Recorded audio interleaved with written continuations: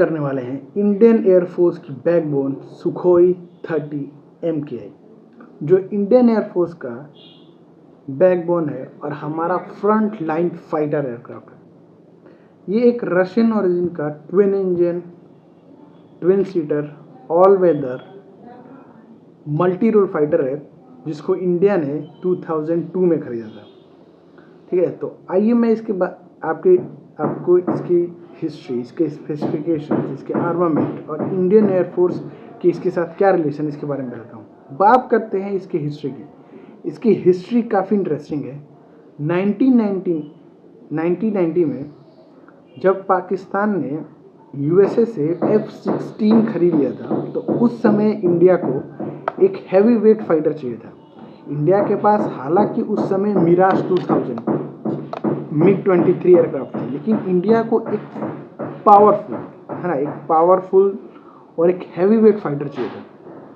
ठीक, तो इंडिया एक फाइटर एयरक्राफ्ट को ढूंढ रहा था, लेकिन इंडिया इस टाइम पे एक स्पेसिफिक ऐसा एयरक्राफ्ट चाहता था जो इंडिया के लिए बनाया जाए, जो केवल और केवल इंडिया के स्काइज को प्रोटेक्ट करने के लिए बनाया जाए, इंडिया के स्पेसिफिकेशंस को ध्यान में रखकर।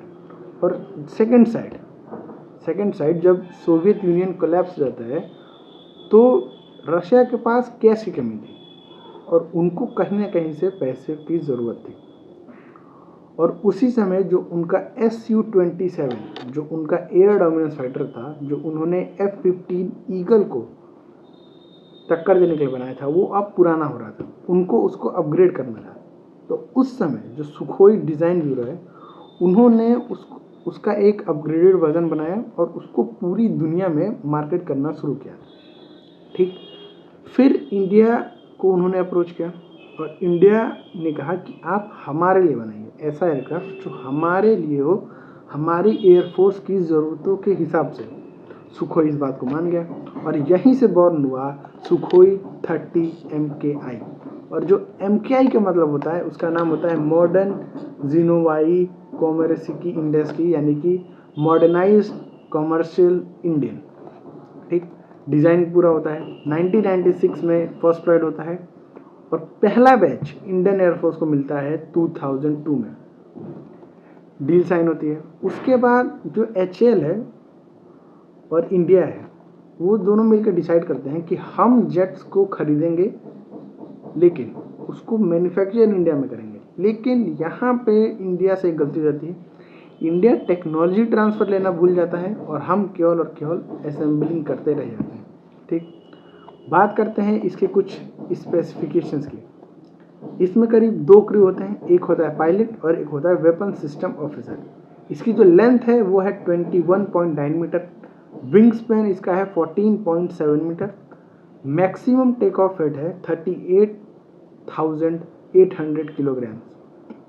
इंजन्स है इसमें करीब 2 AL31FP टर्बोफैन, जिसमें थ्रस्ट वेक्टरिंग है।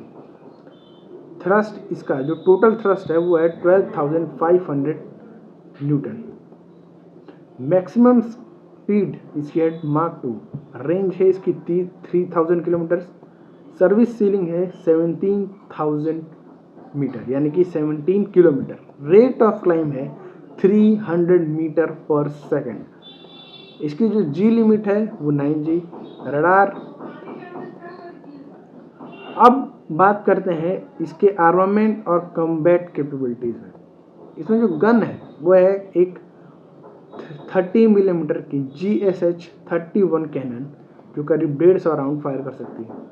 एयर टू एयर में इसमें R-77, R-73, अस्त्रा और अस्त्रा मार्क 2।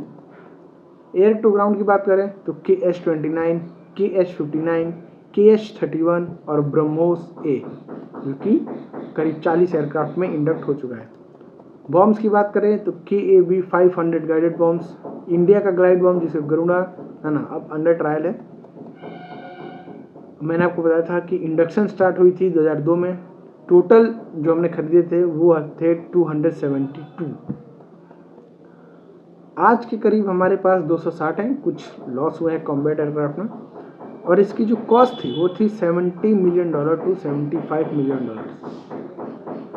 तो बात करते हैं कि इसका रोल क्या है इंडियन एयरफोर्स के अंदर। तो जो प्राइमरी रोल इसका इंडियन फोर्स के अंदर है वो है एयर सुपीरियरिटी का, deep strike missions, maritime strike और स्क्वाड और रिकॉनेसेंस करना,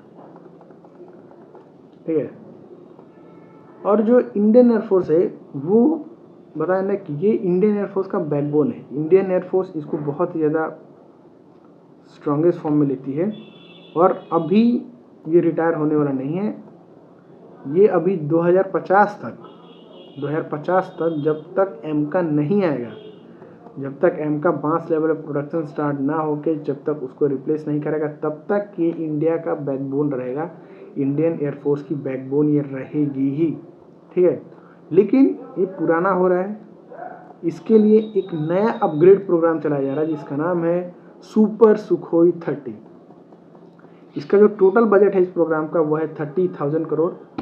इसमें अपग्रेड्स होंगे उत्तम ऐसा रडार्स जो डीआरडीओ द्वारा बनाया गया है, नए mission computers, modern cockpit systems, electronic warfare suits और इसको अस्त्र मार्क 2, रुद्रम 1 और ब्रह्मोस एनजी मिसाइल से इंडक्ट किया जाएगा। और ये कब बताया तो, और जो इंडिया का एयर डोमिनेंस के लिए बहुत ज़्यादा ज़रूरी है, जब तक एम का है ना तेजस मार्क 2 नहीं आते, देखते हैं कब तक हम इसी को रखते हैं। लेकिन ये बहुत ही ज़्यादा एक अच्छा एयरक्राफ्ट है। अगर ये वीडियो आपको इन्फॉर्मेटिव लगे तो वीडियो को लाइक करें, सब्सक्राइब करें, वीडियो को लाइक करें, चैनल को सब्सक्राइब करें और कमेंट में ज़रूर बताएं कि आपको क्या अच्छा लगा और हमें कहाँ कहाँ इम्प्रूव करना चाहिए। धन्यवाद। जय हिंद, जय भारत।